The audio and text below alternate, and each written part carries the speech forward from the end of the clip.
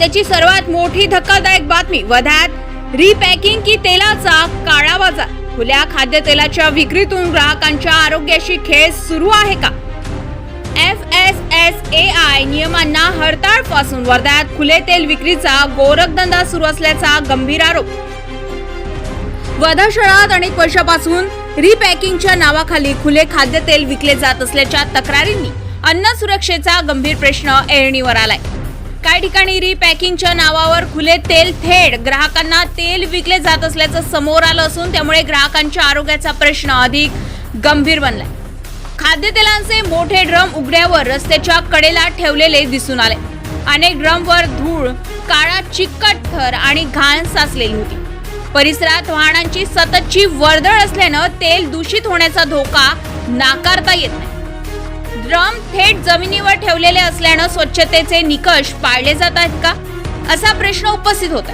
तेलाची हाताळणी करणाऱ्या कर्मचाऱ्यांकडे हातमोजे, स्वच्छ गणवेश किंवा इतर वैयक्तिक स्वच्छता साधनांचा वापर होत नसल्याचं स्पष्टपणे दिसून आलंय.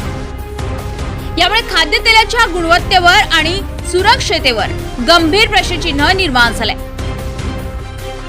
खाद्यतेलाची विक्री पॅकबंद आणि सीलबंद स्वरूपात असावी.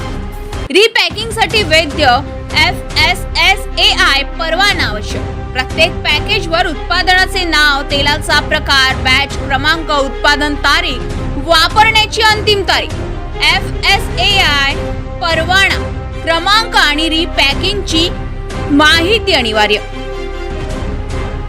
नियमांचं उल्लंघन झाल्यास अन्न सुरक्षा कायद्यानुसार कारवाईची तरतूद. तज्ञांच्या मते खुले तेल विक्रीमध्ये तेलाची शुद्धता, गुणवत्ता आणि योग्य साठवणूक याची कोणतीही खात्री नसते. त्यामुळे भेसळयुक्त किंवा निकृष्ट दर्जाचे तेल ग्राहकांच्या घरापर्यंत पोहोचण्याचा धोका वाढतो. याचा थेट परिणाम नागरिकांच्या आरोग्यावर होऊ शकतो. वर्ध्यात सुरू असलेल्या कथित खुले खाद्यतेल विक्रीच्या प्रकारावर आता अन्न व औषध प्रशासन काय भूमिका घेणार? संबंधित दुकानदारांकडे वैध परवाने आहेत का, की रिपॅकिंग FSSAI नियमानुसार होत आहे का? आणि या संपूर्ण प्रकरणाची चौकशी करून दोषींवर कठोर कारवाई होणार का, याकडे आता व्यापारी, ग्राहक आणि संपूर्ण वर्धा जिल्ह्याचे लक्ष लागले.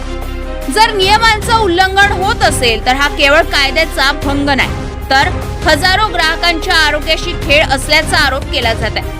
त्यामुळे अन्न सुरक्षा विभागाने तातडीने तपास, नमुने संकलन आणि आवश्यक असल्यास कारवाई करून सत्य जनतेसमोर आणण्याची धमक दाखवणार का, हे पाहणे महत्त्वाचं आहे.